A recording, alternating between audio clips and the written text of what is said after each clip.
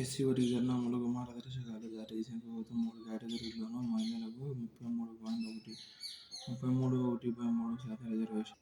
విశాఖ జిల్లా తల్లువాడలో IT hub ప్రభుత్వ ఆదేశాలతో సర్వే పూర్తి. 200 ఎకరాల గుర్తింపు. ఇదే భూములపై గతంలో విజయసాయిరెడ్డి కన్ను. వచ్చే నెలలో ఐఏఎస్కు భారత్ వ్యోమగామి పయనమవుతున్న శుభాంశు శుక్లా కేంద్ర మంత్రి జితేంద్ర సింగ్ వెల్లడి. యాక్సియం AX-4 మిషన్లో భాగంగా ఈ యాత్ర జరగబోతుందన్నారు. 4 దశాబ్దాల కిందట రష్యాకు చెందిన సోయుజ్ వ్యోమనౌకలో రాకేష్ శర్మ అంతరిక్షయానం చేశారు. భారత వ్యోమగామి ఉపగ్రహాల చూపులకు ఇదే మొదటిసారి. 1990లో భారత్, బంగ్లాదేశ్, భూటాన్, మయన్మార్, థాయిలాండ్లో భూవిభంగం సంభవించిన కొద్ది రోజులకే థాయ్ ప్రభుత్వం 6వ బిమ్స్టెక్ శిఖరాగ్ర సభను నిర్వహించి సానుకూల ఫలితాలు సాధించింది. బంగాళాఖాతం వెంబడి భారత్కు 6,500 కిలోమీటర్ల దూరం ఉంది. దక్షిణాసియా, ఆగ్నేయాసియాల మధ్య బిమ్స్టెక్ వారధిగా నిలుస్తుందని భారత ప్రధాని మోదీ ఉద్ఘాటించారు. ప్రపంచ వాణిజ్యంలో 33% బంగాళాఖాతం గుండానే జరుగుతుంది. నౌకల్లో కంటైనర్ల ద్వారా జరిగే వాణిజ్యంలో 50% సముద్రం గుండానే నడుస్తుంది.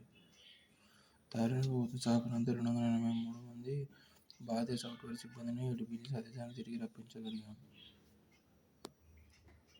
ఈశాన్య భారత రాష్ట్రాల ఆర్థిక అభివృద్ధికి బిమ్స్టెక్ సహకారం ఎంతో కీలకమవుతుంది. ఈశాన్య భారతంలో మయన్మార్, థాయిలాండ్, నేపాల్ తదితర దేశాలతో రోడ్డు, రైలు నిర్మాణాలకు పైపులైన్లతో సంధానించవచ్చు. ఇదే విషయాన్ని మన విదేశాంగ మంత్రి ఎస్. జయశంకర్ 20వ బిమ్స్టెక్ అత్యవసర స్థాయి సమావేశంలో పేర్కొన్నారు. కానీ ఈశాన్యంలో నెలకొన్న హింసాత్మక వాతావరణం ఈ లక్ష్యాసాధనకు అడ్డంకిగా మారింది. ఈ పరిస్థితుల్లోనే బిమ్స్టెక్ శిఖరాగ్ర సదస్సు మొదటిసారిగా బ్యాంకాక్ విజన్ 2030 పత్రాన్ని ఆమోదించింది. థాయిలాండ్ సింధు సాగర్కు బంగాళాఖాతాల మధ్య థాయ్, మయన్మార్ భారత్ల మధ్య అనుసంధానాన్ని మరింత విస్తరించాల్సి ఉందని ఈ పత్రం పేర్కొంటోంది. మయన్మార్ సైనిక పాలకుడు మిన్ ఆంగ్లైంగ్తో మోదీ మాట్లాడారు. చర్చల ద్వారా ఈ దేశాల తాజాగా వ్యాసంగ పునరుద్ధరణ జరగాలని సూచించారు. బిమ్స్టెక్ వంటి ప్రాంతీయ సహకార వాతావరణం నెలకొన్న దృష్ట్యా బిమ్స్టెక్ వంటి ప్రాంతీయ సహకార వేదికగా ప్రయాణం పెరిగింది. అవి శాంతి, అభివృద్ధి సాధనలో కీలక పాత్ర పోషించగలుగుతాయి. జనాభాకు తగినట్లు లేని కేంద్రాలు. 1950లో విపత్తుల నిర్వహణ సంఘం ఆధ్వర్యంలో అగ్నిమాపక విభాగం ఏర్పడింది. SFAC ప్రమాణాల ప్రకారం పట్టణాలకు 10 కిలోమీటర్ల ఒకటి, గ్రామీణ ప్రాంతాలకు 50 కిలోమీటర్ల ఒకటి చొప్పున ఫైర్ స్టేషన్లు ఉండాలి. అయితే ఈ పట్టణాల్లో 16 నుంచి 144 కిలోమీటర్లు, గ్రామాల్లో 144 నుంచి 1,880 కిలోమీటర్ల పరిధిలో ఏర్పాటయ్యాయి. జనాభా పరంగా చూసినా కేంద్రాల సంఖ్య తక్కువ. 50,000 మంది ఒకటి ఉండాల్సిన ఈ స్టేషన్ల పరిస్థితులు సంవత్సరానికి 3 లక్షల మంది ఊపిరి చొప్పున ఉంటున్నాయి. రాజధాని ప్రాంతాల్లో 2న ప్రధాని రోడ్ షో. బెట్టింగ్ వ్యతిరేక విధానాన్ని రూపొందిస్తున్నాం. చట్టపరంగా అన్ని మార్గాలనీ అన్వేషిస్తున్నాం. విద్యా, ఐటీ శాఖల మంత్రి నారా లోకేష్. ఈ వ్యర్థాల సేకరణ, రీసైక్లింగ్ ఈ నెల స్వచ్ఛాంధ్ర థీమ్. సీఎం చంద్రబాబు. హాని తలపెట్టకముందే బ్యాక్టీరియాకు మరణ శాసనం. సరికొత్త ప్రోటీన్ను గుర్తించిన IIT బాంబే శాస్త్రవేత్తలు.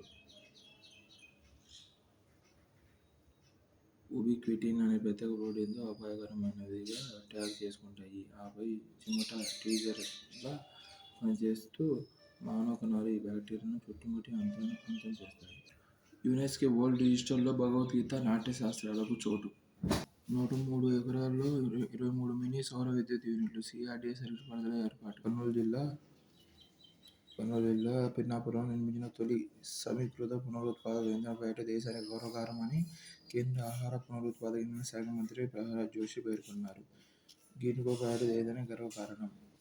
విద్యా రుణాలకు అమెరికా భయాలు. ఈ విభాగంలో 50-70% దేశానికి వెళ్లే వారికే. ఉద్యోగాల ఆలస్యం నిబంధనలు కఠినతరం చేస్తున్న ఆర్థిక సంస్థలు.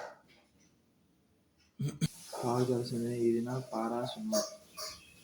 కన్యాకుమారిలో కొత్త అంతరిక్ష పార్క్. ఇస్రో చైర్మన్ నారాయణన్ వెల్లడి. భారత్కు షింకన్సేన్ రైళ్లు జపాన్ కానుక. హైస్పీడ్ రైలుఫ్లైట్ ఊపందుకుంటోంది. ట్రయల్ రన్, తనిఖీ తదితర అవసరం లేదు. 2 ఐకానిక్ సంచలన రైళ్లను భారత్కు జపాన్ కానుక ఇవ్వనుంది. 2023-24 రక్తనీటి నివారణలో ఏపీది అగ్రస్థానం. 2023-24 91.1% కవరేజ్తో తొలి స్థానంలో నిలిచిన ఏపీ. పసిడి పథకం నెగ్గిన హిమాన్షు.